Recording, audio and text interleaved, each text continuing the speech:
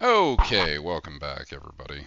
So, as mentioned at the end of lecture yesterday, we had this question: how many ways can I make change for $1? So I have $1, and using all of the coins at my disposal, so pennies, nickels, dimes, quarters, 50-cent pieces, dollar coins. How many ways can I make change for $1? Obviously, you're going to look at this and say, well, adding in dollar coins, that's not that big of a deal, right? That gives you one one more way of having change for a dollar. So that's not too much to consider right here. Well, if you're using 50-cent pieces, right, that means 50 cents are taken up, but then the remaining 50 cents can be of whatever denominations here. So so this one at least adds in a few more possibilities, but the dollar coins doesn't add in too much. Maybe you immediately notice that. Um, but in this way, the question is, yeah, how many ways can I make change for $1? So the answer to this, we are going to investigate using generating functions. So what is the idea? As before, when we're going to use generating functions, this is kind of the process. So define, so let a sub k be the number of ways to make k cents in change.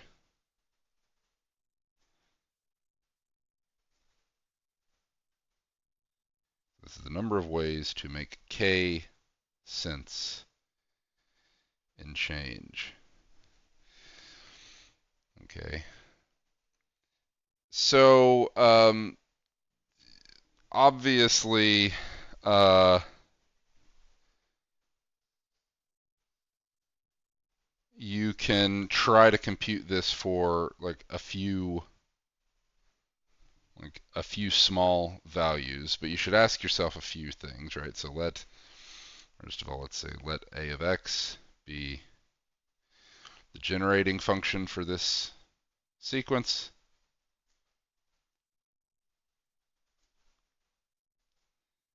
But that just means that a of x is the power series sum over k, a sub k, x to the k, right? This was our definition for the generating function for some sequence.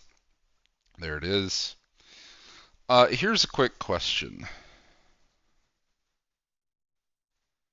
How big do you think a sub 50 is? So that is the number of ways to make 50 cents in change. Okay. Do you think it's greater than 50? Less than 50?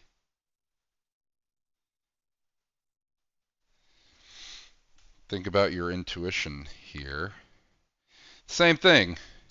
What about a sub 100, which is what we originally asked? How many ways to make a dollar in change? Is this less than 100? Is it greater than 100? Which of these is true? Question essentially, I'm kind of beating around the bush here, but I'm asking, how fast does a sub k grow? And obviously, when I ask that, it's some function of k. How does it grow as a function of k? Is it a polynomial? Is it exponential? Is it something else? Okay, so I'll write those down.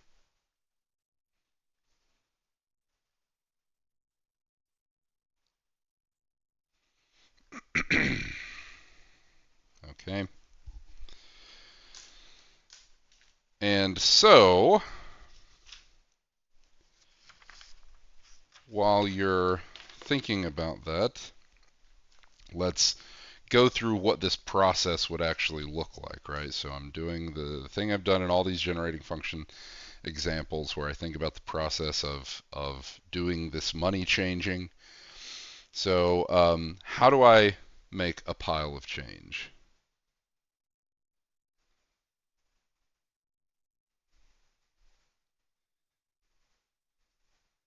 And when I say pile of change here, I mean a pile of change that is the same amount of cents, but in some other denominations, right? So what do I need to do? Well, I make 6 choices.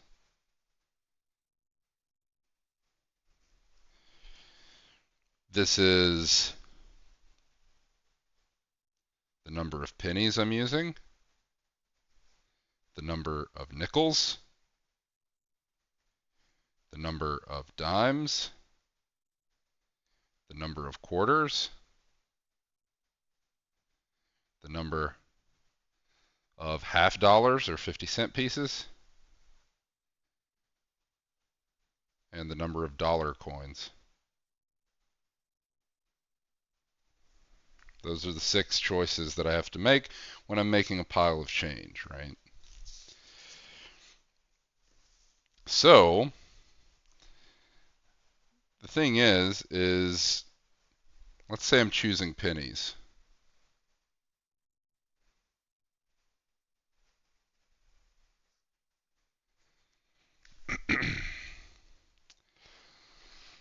Choosing a penny or choosing how many pennies I am choosing or choosing some number of pennies can be modeled how?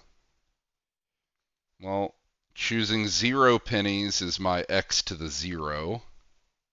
So I'm just going to go ahead and write that as 1. Plus choosing 1 penny is x to the 1. Or I can choose 2 pennies, which is x squared. Or I can choose 3 pennies, which is x cubed, and so on. It's an indeterminate amount of pennies I could choose here. Leaving this open, of course, this is my geometric sum from last time. We know has closed form, at least formally has closed form expression if we're not worried about convergence here. Has closed form expression 1 over 1 minus x. So here's the next question. What about nickels?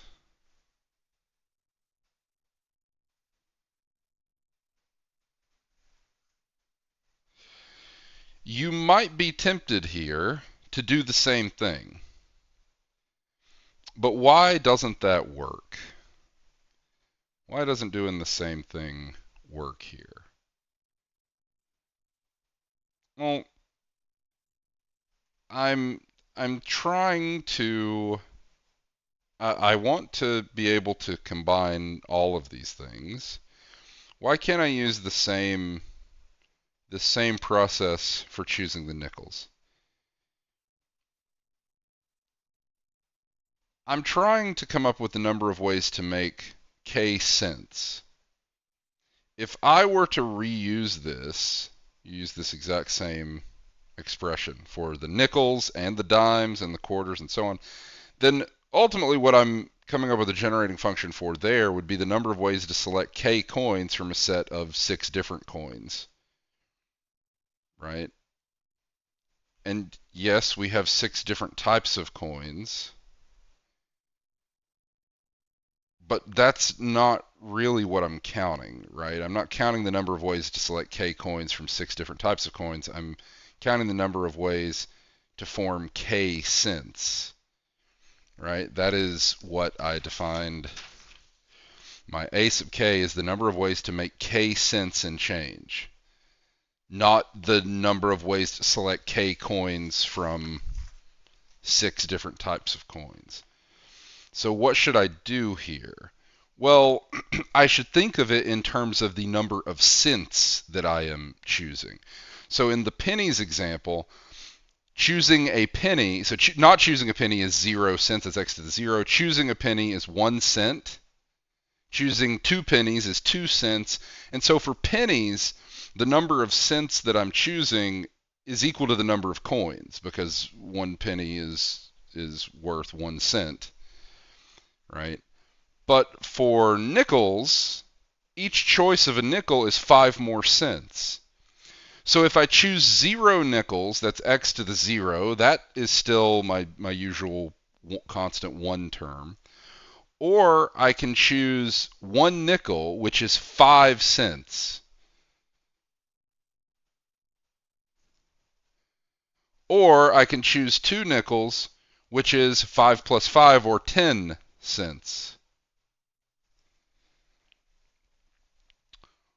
Or I can choose 3 nickels, which is 5 plus 5 plus 5, 15 cents.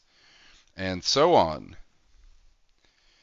Which is, you might notice this when you're doing geometric series stuff, this is just a geometric series where instead of x, you have x to the 5th, right?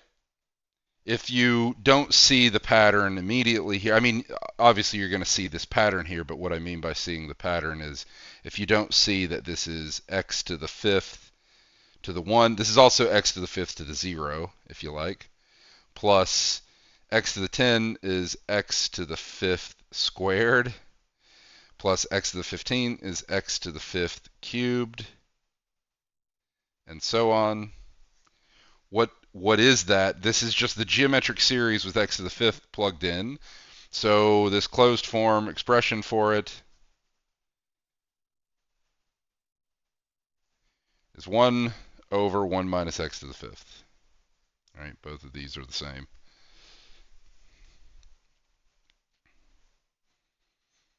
Okay.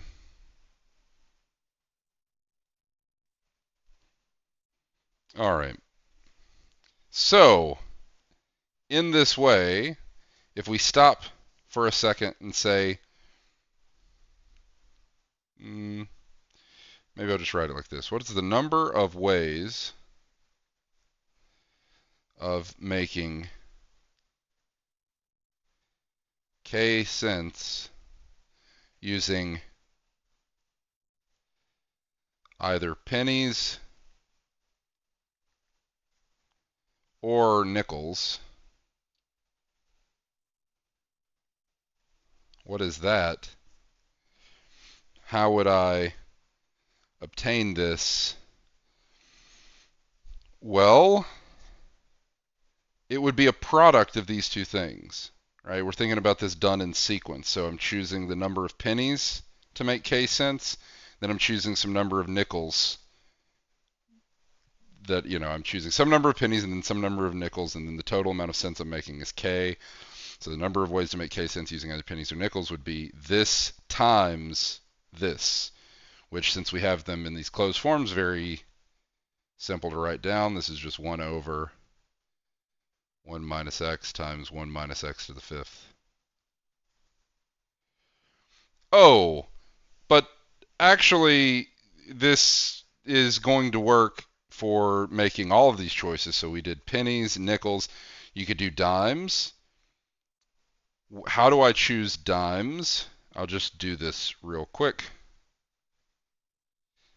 So choosing dimes, what does this process look like? Well, 1 plus, I can choose 1 dime, which is 10 cents, plus I can choose 2 dimes, which is 20 cents, plus I can choose 3 dimes, which is 30 cents, and so on, which of course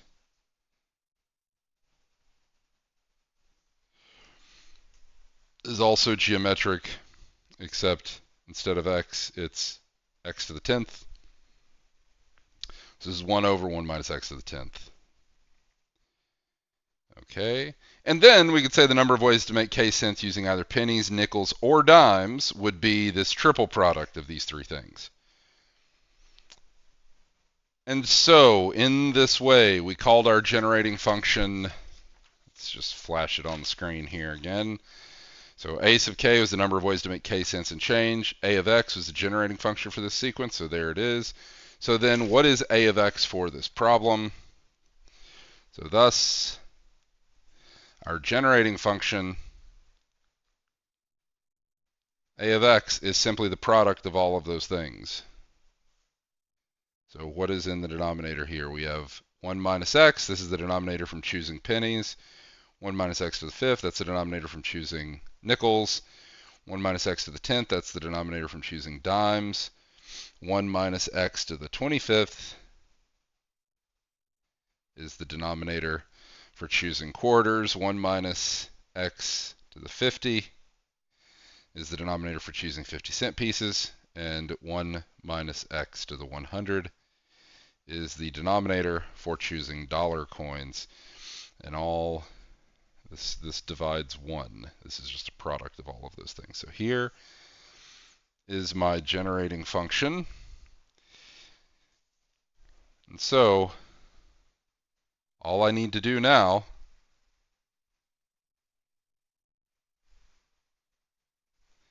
is find the coefficient of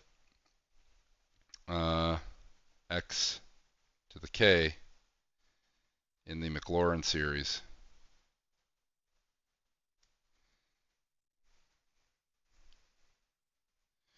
for a of x to obtain, I mean, the coefficient of x to the k is exactly this a sub k.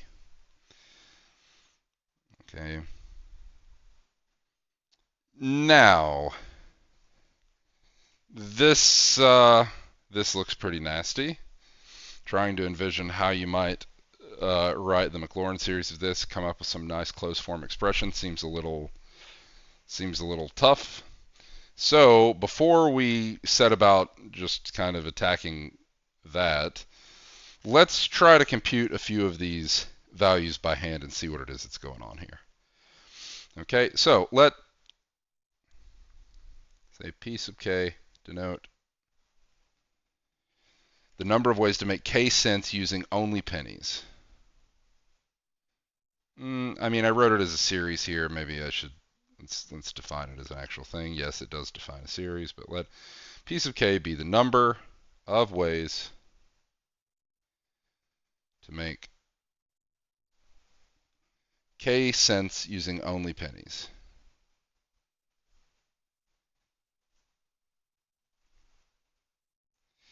Well, the good news is that if you think about it for a second, this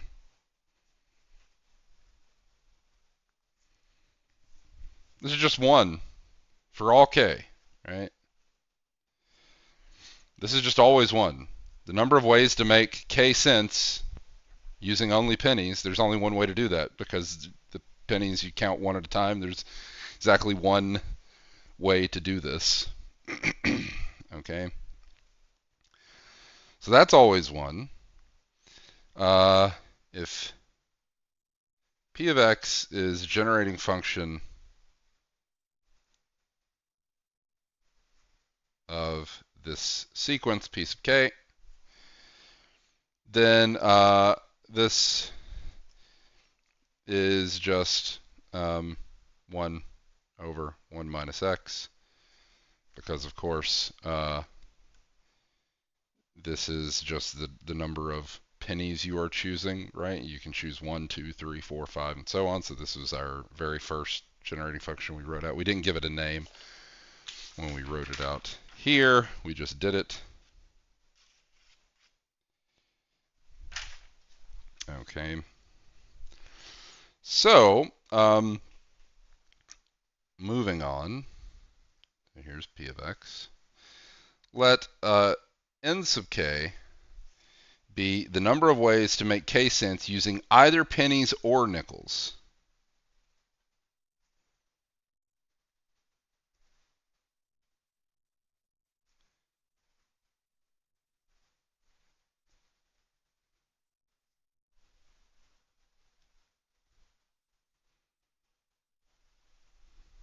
So we use either pennies or nickels. So the generating function, what we'll call n of x, is then going to be the previous generating function for pennies divided by 1 minus x to the fifth, which, going back, where did this come from? This came from our realization that if I wrote this as the number of making k cents using either pennies or nickels, we could view this process as happening in sequence. I choose some number of pennies and I choose some number of nickels. Sequential choice is done with multiplying. I multiply these two things. That is the same as dividing the previous thing by this denominator here, 1 minus x to the fifth. So you can view it like this. This is the same p of x over 1 minus x to the fifth is the same that we had here. This is 1 over 1 minus x times 1 minus x to the fifth. Okay, but this is a simpler object than the fully general thing. So the reason why I want to write it like this is I'm trying to put this in terms of the previous thing. What do I mean by that? If I actually take this and expand it out, that is clear denominator, so multiply both sides by 1 minus x to the fifth, adding x to the fifth n of x to the right-hand side after I'm done, this gives me that n of x is equal to p of x plus x to the fifth times n of x. Do you see where I got this here? Let's do this once, and then we won't have to do it for the subsequent example. So let's do this once. Clearing denominators here, this would be 1 minus x to the fifth. N of x is equal to p of x. This is n of x minus x to the fifth. N of x equals p of x, so that n of x is equal to p of x plus x to the fifth times n of x. You might complain and say, isn't this a nicer form than this? But you're going to see what it is we're doing here, what it is we're setting up. This fact, and I'm going to rewrite this on this page. So I'm going to rewrite this. This is p of x plus x to the fifth n of x. This relationship actually tells you a lot about the sequences these are generating functions for. Okay, what do I mean by that? So if these n sub k's, if these are computing the number of ways to make k cents using either nickels or pennies, then this relationship tells you that this is equal to the number of ways to make k cents in pennies if k is between 0 and 4. But if it's not, it is the number of ways to make k cents in pennies plus the number of ways to make k cents using pennies or nickels. Or sorry, not k cents, k minus 5 cents if k is bigger than or equal to 5. Now I want you to think about this for a second and think about where this comes from. First of all, not even looking at this relationship, of course, if I ask you what's the number of ways to make 4 cents using either pennies or nickels, you're going to say there's only one way to do that, and it's using 4 pennies, right? Because you're not even allowed to use a nickel because 1 nickel is already too many cents, right? So that's one thing to notice immediately, and that's where this first case comes from.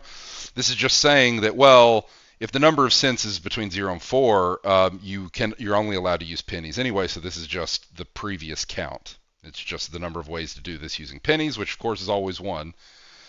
But if k is at least 5, then using this relationship here, this is going to be, because of course the coefficients of n of x are n sub k, the fact that this can be written in terms of p of x and x to the fifth times n of x means that, look at n of x, look at what it is, right? It's this thing. But you are, whatever this thing is, multiplying by x to the fifth shifts all the powers in the Maclaurin series, right, by 5. It adds 5 to all of them. Okay, so that this expression tells you that what is getting added to the number of ways to form k cents from pennies is the number of ways to form k cents from nickels, or sorry, not k cents, k minus 5 cents. So for instance, let's see how this works for 5 cents, right? So for 5 cents, I can form, using pennies or nickels, I can form that one way using 5 pennies, or I can use 1 nickel. Okay. Where does that come in here? So there are 2 ways in that instance of doing this. I would only get one if this was simply just p sub k. So the fact that I am adding an extra 1 in this case is coming exactly here. And you can think of this, why do I subtract 5 here? You can think intuitively what you are doing here by changing out those 5 cents. So changing them out using, say, pennies instead of 1 nickel. Or you can look at this relationship here, because this is shifting the powers in that Maclaurin series by 5. Okay. So this is the relationship I get between these two. All right. Now, in similar fashion,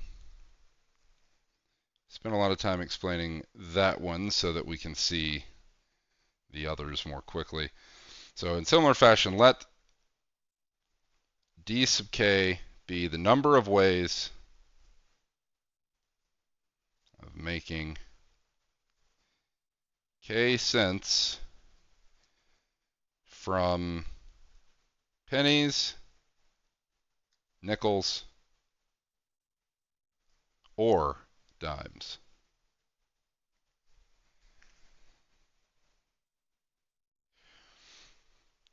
If d of x is its generating function, then d of x is simply n of x, whatever that is, over 1 minus x to the 10, in the same way that n of x was p of x over 1 minus x to the fifth.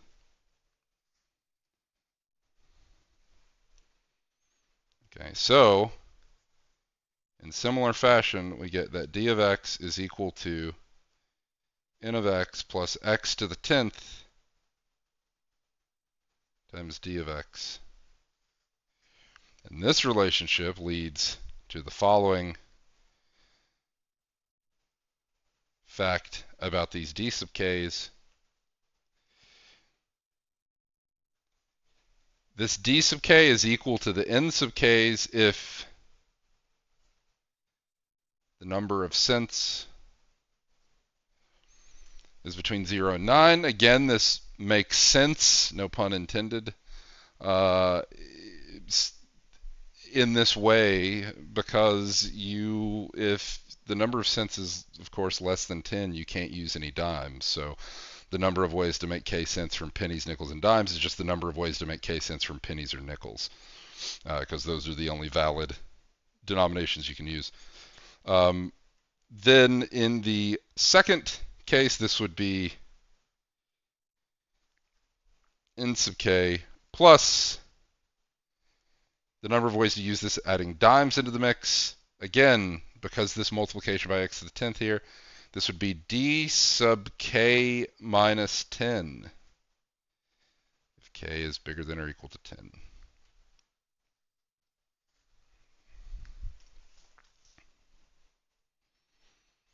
Okay. So,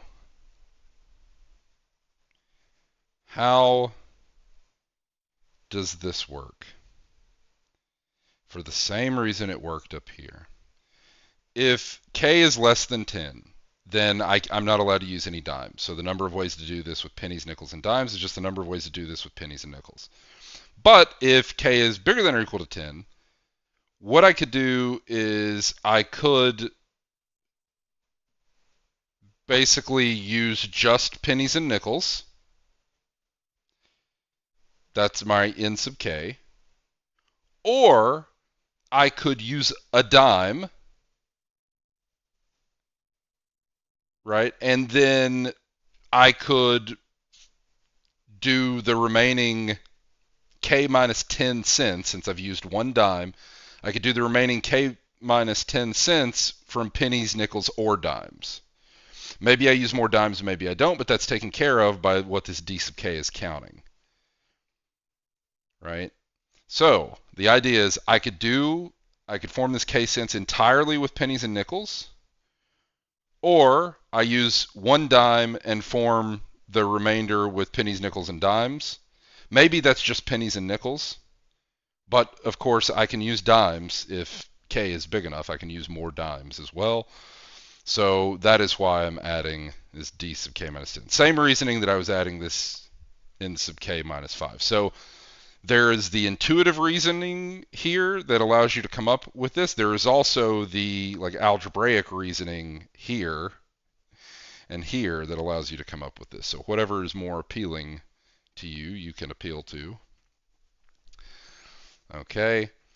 We can do the same for quarters, half dollars, and dollar coins. So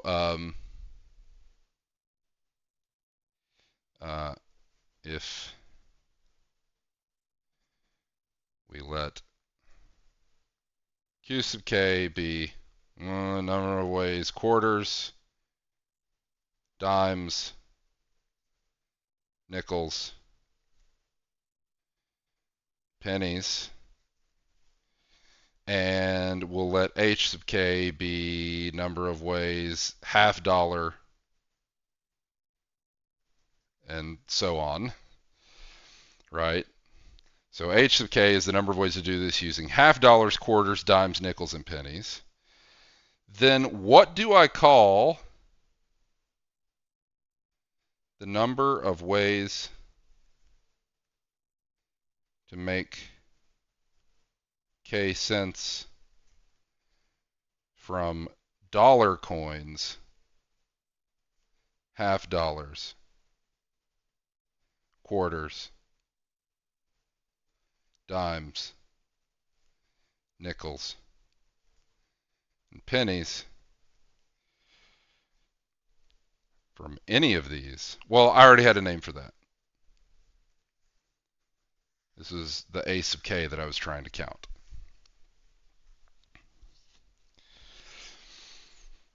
Okay. And so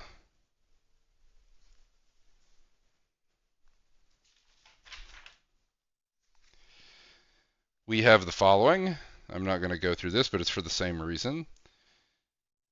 The q sub k's are d sub k if k is 24 or less. So same reasoning here. And The other case is this is d sub k plus q sub k minus 25 if k is bigger than or equal to 25. H sub k is q sub k if the number of cents is 49 or less. Otherwise, it is q sub k plus h sub k minus 50. Thus, lastly, a sub k is h sub k if k is 99 cents or less, and it is h sub k plus a sub k minus 100 if k is greater than or equal to 100.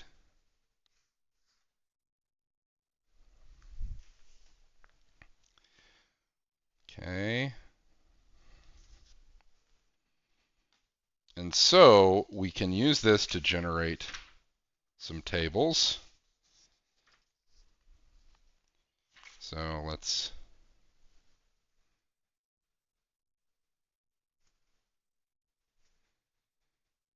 this is highly amenable to computation here. So use all of these. Right, going back here was d sub k, here was n sub k. P sub k was always 1. And so generating some tables here. Here we go. Here are the cent values. Here's the number of ways to do it with pennies.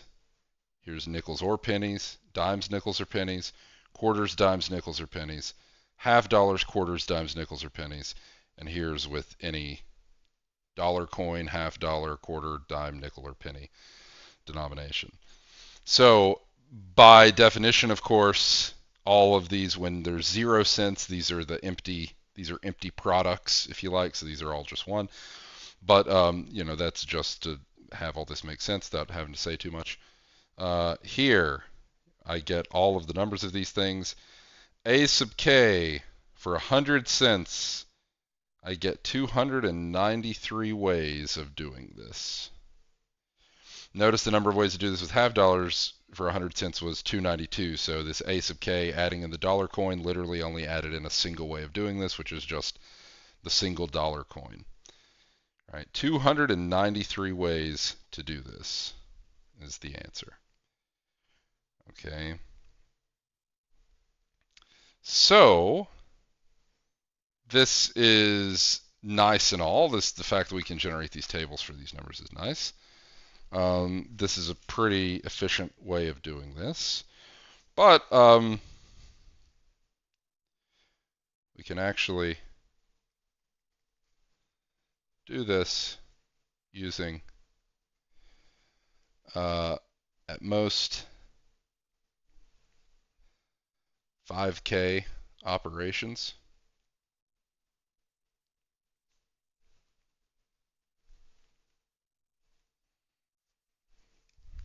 That's not too bad.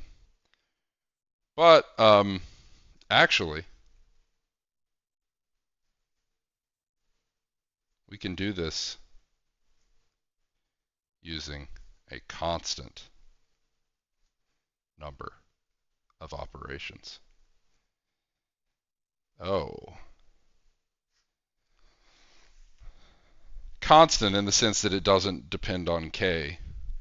So it doesn't matter how many cents you're changing. That's extremely good, right? That's exactly what you want to hear. In terms of computational complexity, being able to do this in a constant number of operations doesn't matter, doesn't depend on k, is pretty nice.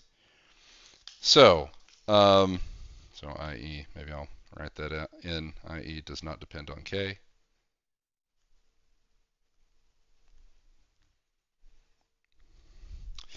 So, to see this, we simplify a of x. So, go back. What was our a of x? It was this massive generating function that was unwieldy to deal with directly, right? So this is very unwieldy to deal with. But what I notice is that all but one of these exponents is a multiple of 5. And this is the only one that's not. The rest of them, all these exponents of x are multiples of 5, for instance. So I can use this fact to define another function, b of x. So define b of x to be 1 over 1 minus x squared, 1 minus x squared, 1 minus x to the 5th, 1 minus x to the 10th, times 1 minus x to the 20. You will see what I'm doing here is I am essentially dividing these exponents by 5, starting from the right. So 100 divided by 5 is 20, 50 divided by 5 is 10, 25 divided by 5 is 5, 10 divided by 5 is 2, 5 divided by 5 is 1. Okay, but I have this extra 1 minus x here that I have to include. So I have a 1 minus x. I've divided this number by 5, but then I also have this extra 1 minus x here. What am I doing here? I'm noticing that actually a of x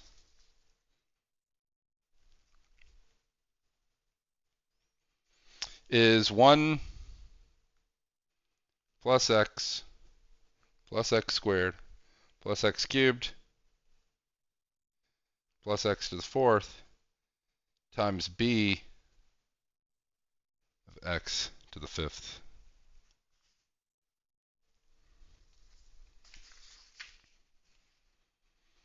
Okay, so again, just to flash these on the screen again, here is b, here is a.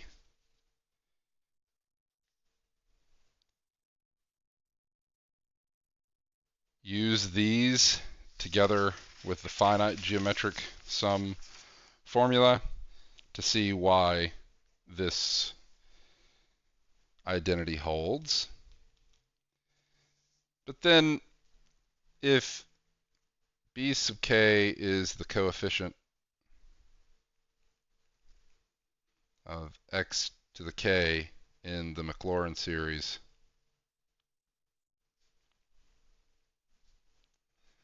of b of x, then equating coefficients here, I know that b sub k must be the same thing as a sub 5k, which is a sub 5k plus 1, a sub 5k plus 2, a sub 5k plus 3, and a sub 5k plus 4.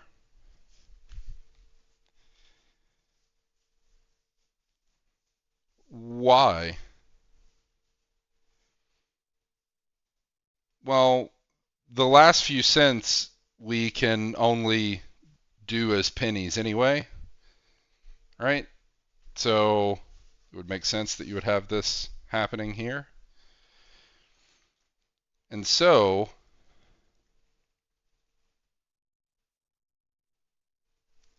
b of x can be thought of as c of x over 1 minus x to the 20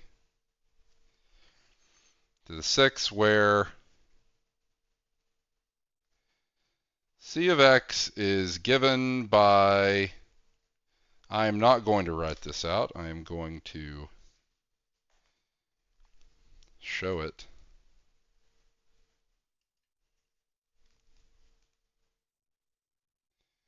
It is the first line, maybe I'll write the first line, and then we'll write the expansion.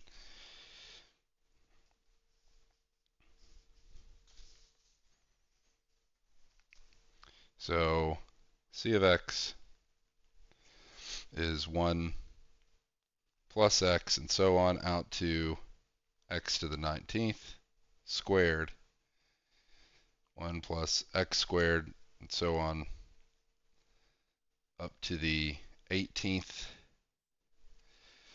1 plus x to the 5th plus x to the 10th plus x to the 15th times, I ran out of room, but I'm going to write it here, times 1 plus x to the 10th. Now I'm not going to do this expansion, but this expansion, as I said, is here. If you want to see this fully expanded, this is what it would look like.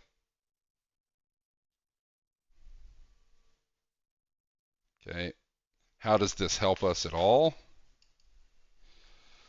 Well,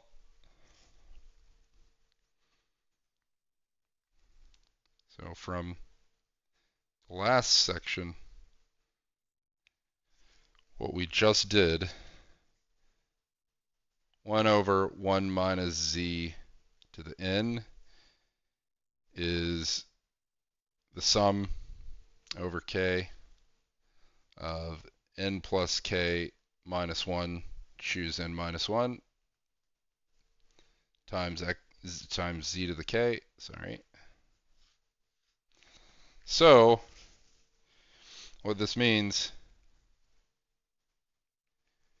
is that this b of x is c of x times the sum over k. K plus 5, choose k, x to the 20k.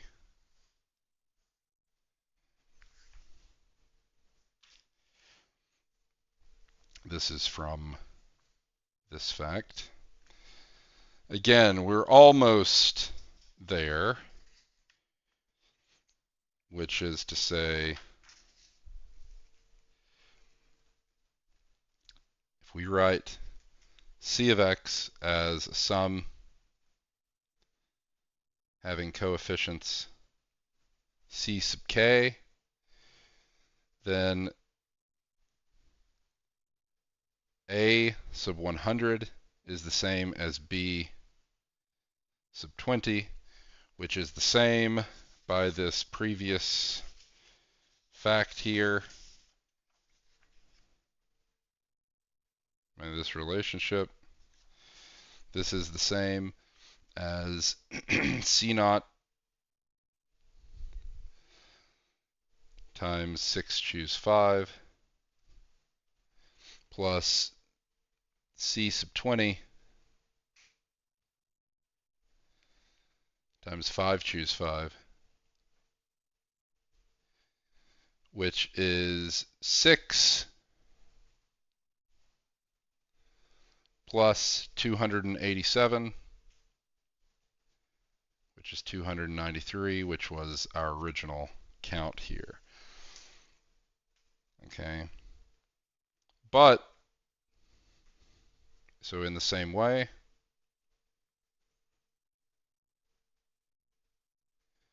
a sub 1,000, which is the number of ways to do this for 1,000 cents. All right, so $10. This is b sub 200, which is c naught times 15 choose 5 plus c sub 20 times 14 choose 5 plus c sub 40 times 13 choose 5 plus c sub 60 times 12 choose 5 plus c sub 80 times 11 choose 5, which if you compute all of these, this is 2,103,596. But notice that I did this, so this is a sum of at most 5 terms.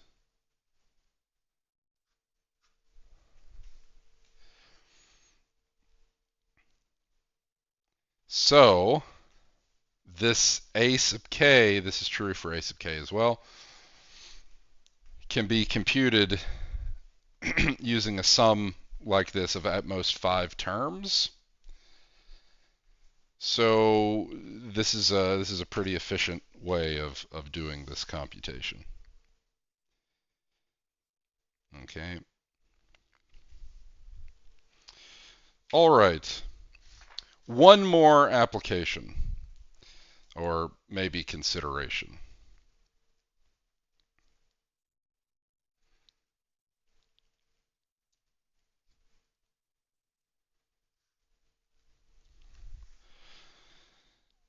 Before we move on from talking about money changing.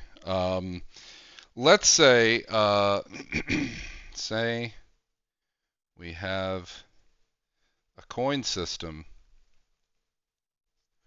where for any, we'll say for any n,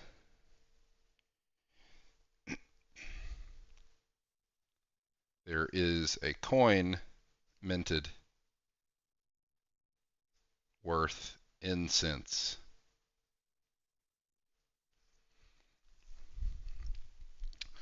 So you don't just have pennies, you have double pennies and triple pennies, right? So you have 2-cent pieces, 3-cent pieces, 4-cent pieces, 5-cent pieces, 6-cent pieces, and so on, right? Okay.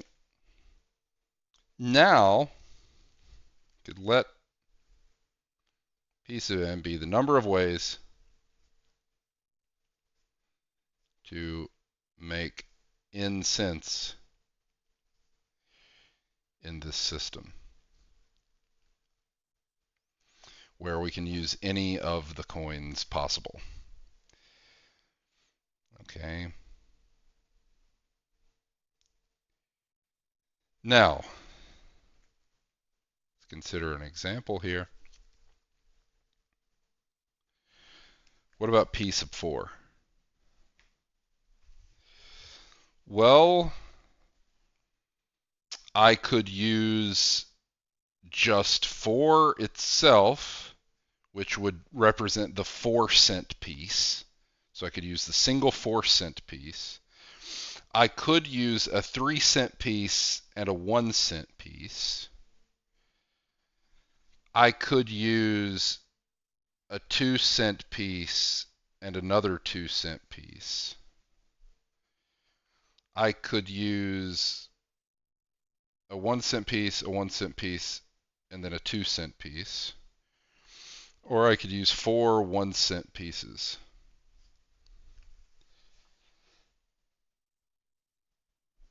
So it seems like there are 5 ways of doing this. But you see, from what I'm doing here, oh wait, it seems like maybe money is not even the thing that's going on here, right? This is not really a question about money. This is like a question about arithmetic, right? Basic arithmetic, right? In fact, note, P sub n could be thought of as another way. This is not just the number of ways to make n cents in this crazy coin system. This is the number of ways to write n as a sum of one or more positive integers.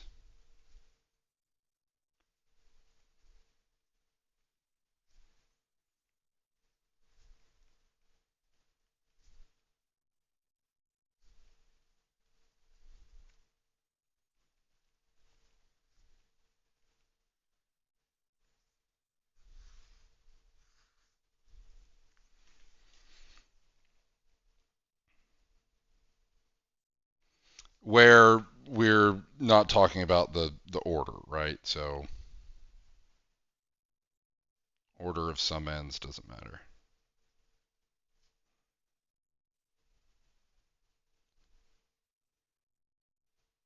right? So 1 plus 1 plus 2 is the same as 1 plus 2 plus 1. We don't care about that. But this has a name. So such a thing is referred to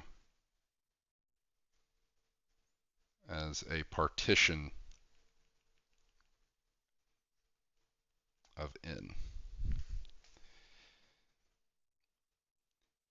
In fact, its generating function, we'll talk about it a little bit later, I'm not going to talk about it now, is actually the product over k bigger than or equal to 1 of exactly these things.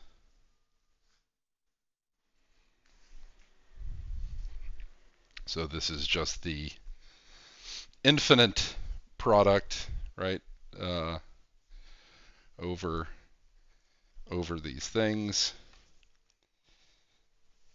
We can talk about this generating function, like I said, a little bit later. You see that this is just the infinite version of all of these things we were dancing around when we first defined a of x.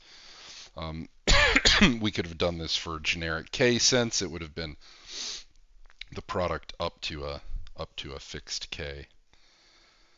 Okay. So that's all for money changing at the moment. Let's see even more generating function applications. So even more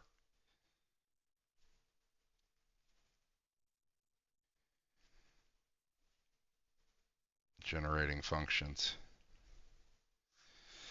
Let's consider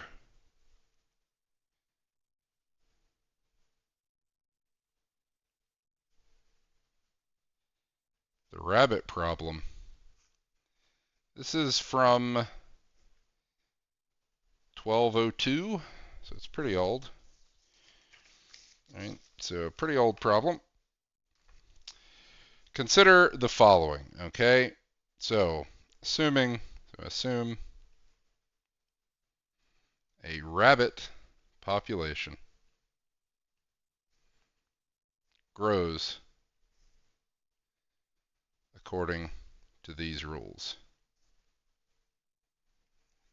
So firstly, every pair of adult rabbits produces a pair of baby rabbits, one of each gender, every month.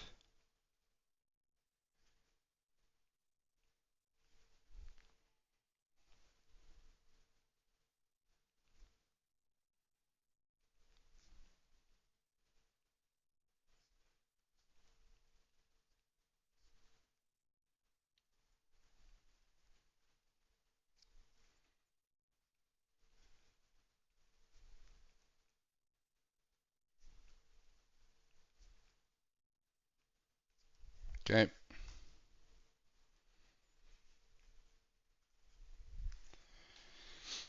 Second, baby rabbits become adult rabbits at age 1 month and produce their first offspring at age 2 months.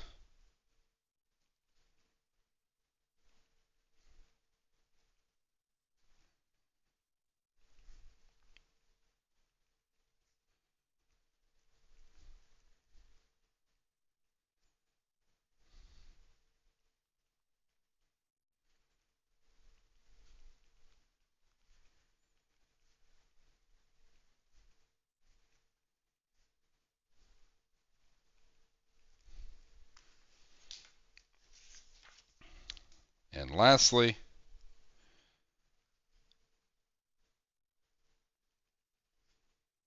the rabbits are immortal. The rabbits cannot be killed. For better or worse, they're here forever. Okay, so the rabbits are immortal. Now, question. If I start with a single pair of baby rabbits at the start of the first month,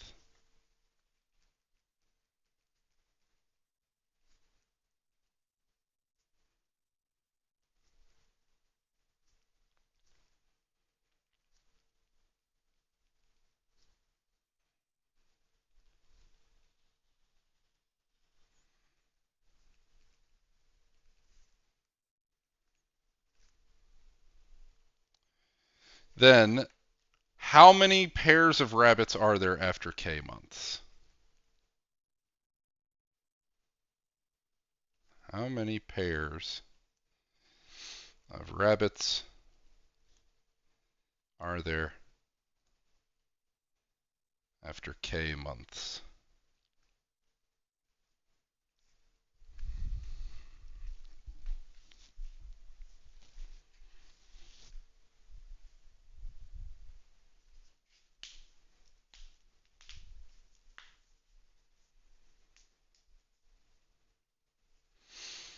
Okay, so this question, these rules have all the info we need to explain what it is that's happening.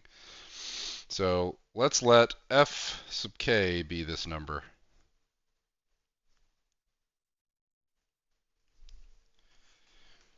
Okay, so what do we know? What is f sub 1? F sub 1 is how many pairs of rabbits I have after 1 month, but I start with a single pair of baby rabbits. The total number of pairs of rabbits after 1 month has to be 1. What about after 2 months? Well, it takes baby rabbits 1 month to become adults and then 1 more month to produce offspring. So again, after 2 months, I still have 1 pair of rabbits. The babies have just become adults, so I have 1 pair of adult rabbits in the 2nd month. In the 3rd month, I have 1 pair of baby rabbits that have been produced by the previous pair, plus the previous pair. So I have 2 pairs of rabbits. I can write out a table here, of course. Let's do that real quick, as these are not big numbers we're doing this for. So we'll say here's K, here's the number of months. Here's the baby pairs. It's useful to track that. Here's the adult pairs. And then the total, which is F sub K. Okay, so let's go up to like 7.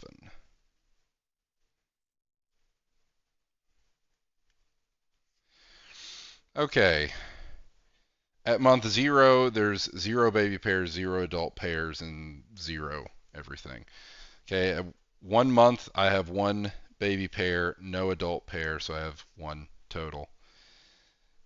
At month 2, I've already seen I have 1 baby pair and 1 adult pair.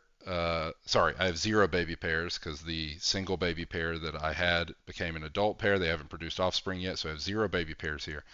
1 adult pair, so still just 1.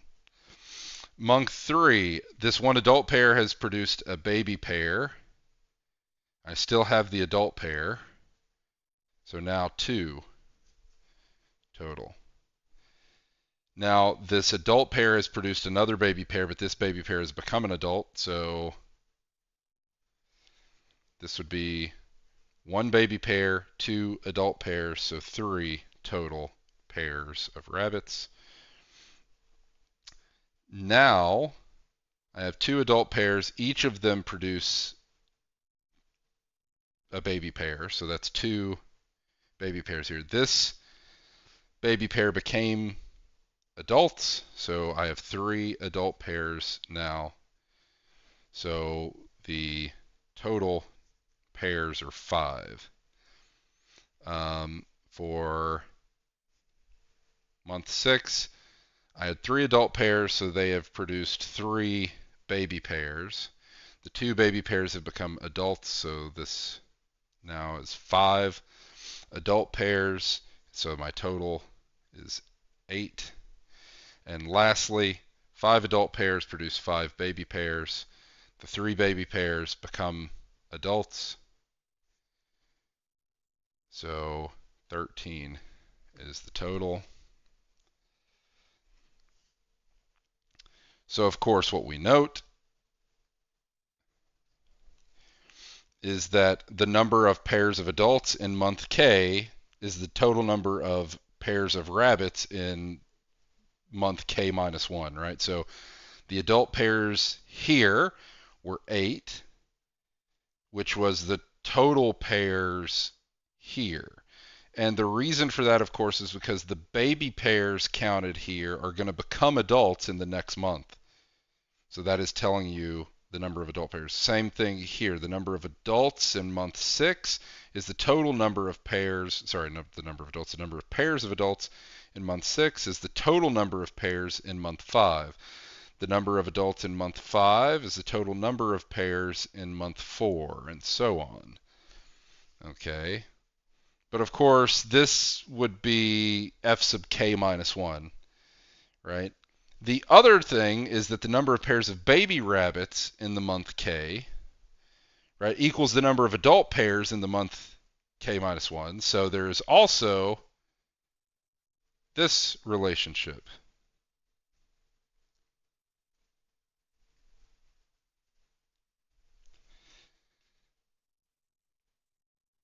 But this is the total number of pairs in the month K minus 2.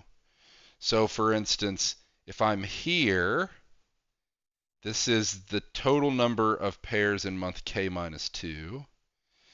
This is the total number of pairs in month K minus 2. So is this one. And so, of course, what we get is that f sub k satisfies the following recurrence relation .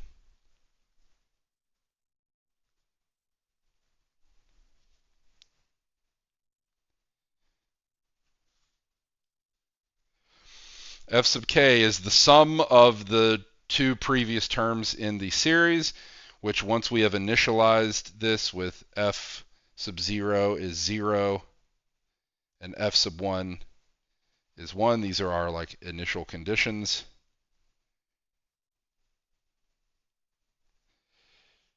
This recurrence relation generates the entire thing. So this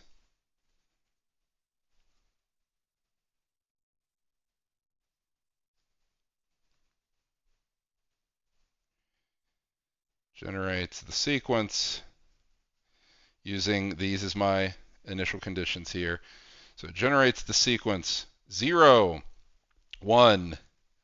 Now using this recurrence, I can get the next term in the sequence by summing the two previous terms. So 1 plus 0 is 1, 1 plus 1 is 2, 2 plus 1 is 3, 3 plus 2 is 5, 5 plus 3 is 8, 8 plus 3 is 13, 13 plus 8 is 21, 21 plus 13 is 34, 34 plus 21 is 55. Then we have 89, and so on. This, of course, is the Fibonacci sequence.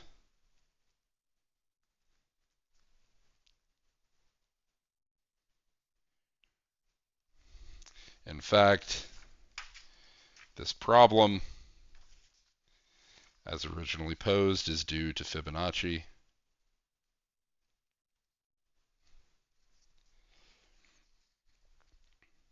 Okay. And so the answer we're seeking is just the kth Fibonacci number. Okay. Now, the idea here is we can treat this as a sequence that is the coefficient of some generating function. All right, so let's let g of x be the generating function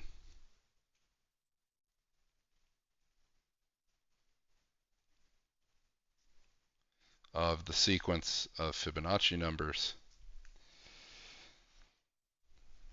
How do we use the recurrence? So the idea here is as follows. G of x, of course, is just going to be the sum over k non-negative because these are only defined for k non-negative of the Fibonacci numbers are the coefficients here.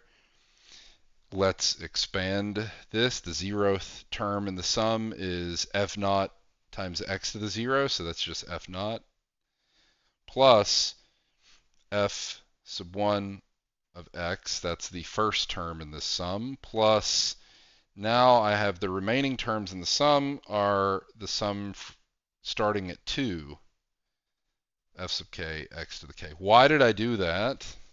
Why did I peel off the first two terms in the sum? Because I want to use this recurrence relation. So I want to use this recurrence to come up with some closed form expression for these f sub k's. So I peeled off the first two terms so that for the remaining f sub k's, I am in the case k is greater than or equal to 2, which is what I need for this recurrence to hold. Okay, so now I have this recurrence relation on those f sub k's. So this is f naught, of course, is 0, so this just goes away. So f sub 1 is 1, so this becomes 1x, so this is just x, plus the sum over k greater than or equal to 2 of f sub k minus 1 plus f sub k minus 2 times x to the k. I can, of course, expand this ever so slightly. So I expand this into two sums. So this is going to be x plus, to make the indices match, I'm going to pull an x out of the first sum, and I'm going to pull an x squared out of the second sum. That's to make the power here match the index. So this is going to be x times the sum, k greater than or equal to 2, of f sub k minus 1 times x to the k minus 1, plus x squared times the sum of k greater than or equal to 2, f sub k minus 2 times x to the k minus 2. Okay. So, now what? Well, now I can, I did this index trick to be able to re-index these things, so that's exactly what I was doing here. So here, I'm going to re-index these. This is going to be x plus x times the sum k greater than or equal to 1, f sub k x to the k, plus x squared times the sum k greater than or equal to 1. Actually, k greater than or equal to 0 doesn't, it doesn't matter here, because the 0th term is 0. F sub k x to the k.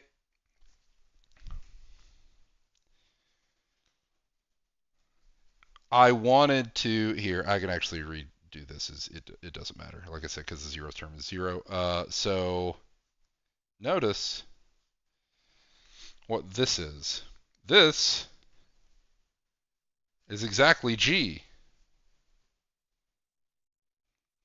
So the recurrence relation on these coefficients leads to this recurrence relation between the generating function and itself. So this says that g of x, which is the thing I started with here, is equal to x plus x times g of x plus x squared times g of x.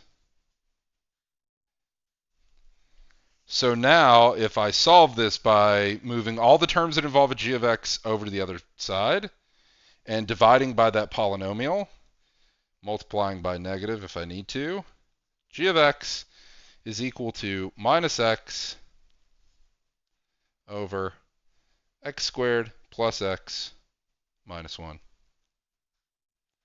And if you know anything about the Fibonacci sequence, you have seen this polynomial in the denominator before. Okay, so f sub k is the coefficient of x to the k in the Maclaurin series of G.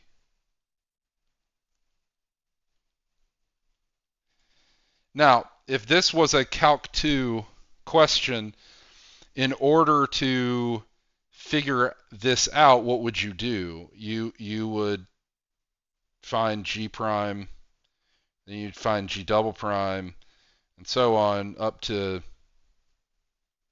the kth derivative evaluated at 0. This is what you would do, right? You can certainly do that, but there's a better way than dealing with all this differentiation stuff. So you don't have to do it this way. So let's do something slightly different. Okay, so first of all, we notice that this quadratic doesn't come from nowhere. This quadratic is central to the Fibonacci sequence. And the reason for that is because this quadratic has two roots. What are its roots? It can be written as x minus phi, or I guess I'll write it as x plus phi and x plus phi hat. That's how the textbook writes it. Where phi is the golden ratio, which is 1 plus square root of 5 over 2, and phi hat is the golden ratio minus 1, which is like its conjugate here.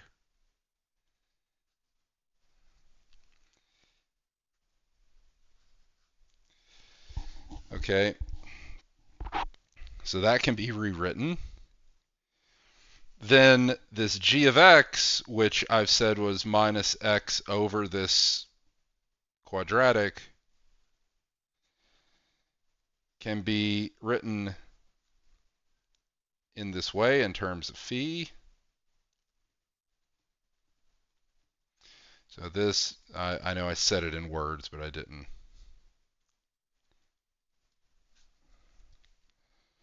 This is the golden ratio, 1.618339887. I think that's all I remember right now. So we can use our favorite technique. I'm sure it's everyone's favorite. When you have an expression like this, what do you know you can do? You can use partial fractions to rewrite this.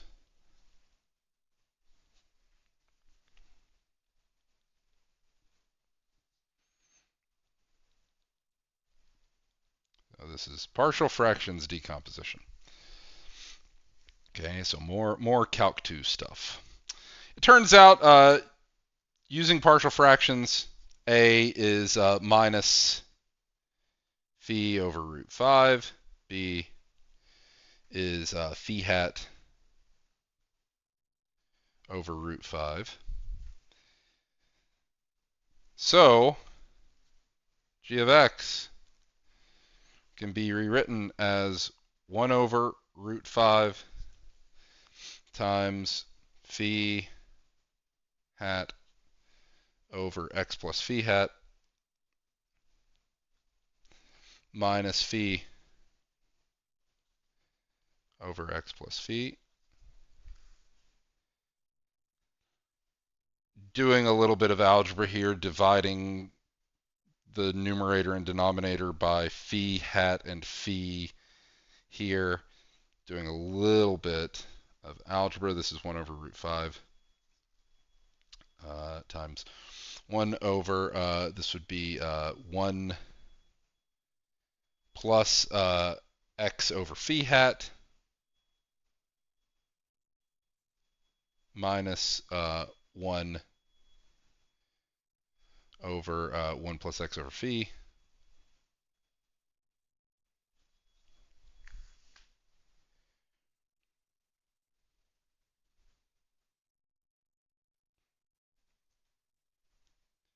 which can also rewrite as 1 over root 5 times 1 over 1 minus phi x minus 1 over 1 minus phi hat x. Unsure about any of these algebraic steps, just do them carefully, one at a time, term by term. Okay, so it's just a little bit of tricky algebra here. The one thing we notice is that phi times phi hat is equal to minus 1. That will help you with the algebra here. Okay. Now, these are just geometric series. Right? Recall 1 over 1 minus phi x, for instance, could be thought of as 1 plus phi x plus phi x squared plus phi x cubed, and so on. Both of these are just closed form expressions for a geometric series in this way. And so, moving on,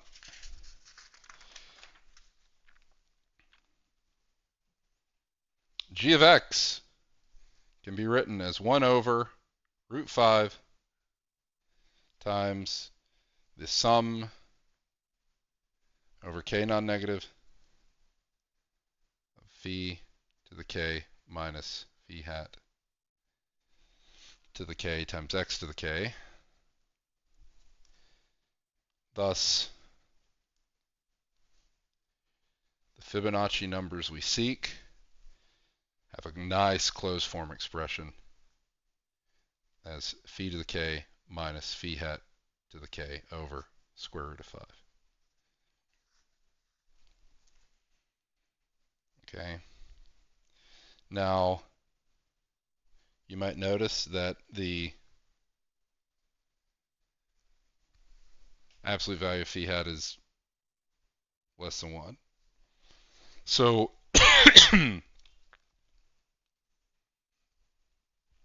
this Fibonacci number is approximately phi to the k over root 5.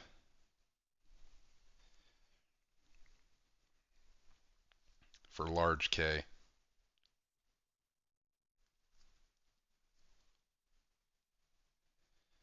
Not too unexpected given the growth of the rabbits described as such. Not too unexpected that this would get fairly huge. But this is, again, a very, very nice closed form expression for these Fibonacci numbers in terms of these roots. One's the golden ratio, the other is like, you want to call it like the conjugate golden ratio. Okay, this also immediately and completely explains the relationship between the golden ratio and the Fibonacci numbers. So you may have heard prior to this that there is some relationship. You might have even seen a version of this, but this really nails down exactly what this relationship is. And again, this is just one more application of generating functions. So these things are super powerful and can be used in all sorts of ways. We are going to do, tomorrow we'll do more recurrence relation stuff.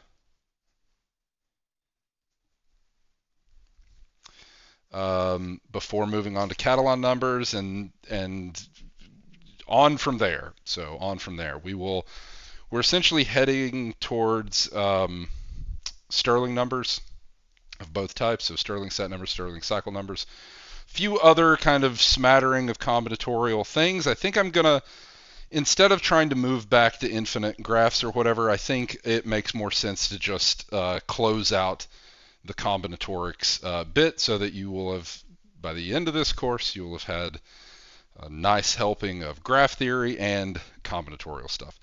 I didn't post your homework yesterday. I'll post it today. It'll be due this weekend. It'll be due like Saturday or so, going into your last week. That way you'll have like one more homework due next week, and then an exam. So anyway, that's the plan. So I think that's all I have time for today. So I'll stop here and we'll start tomorrow, recurrence relations. So I'll see you then.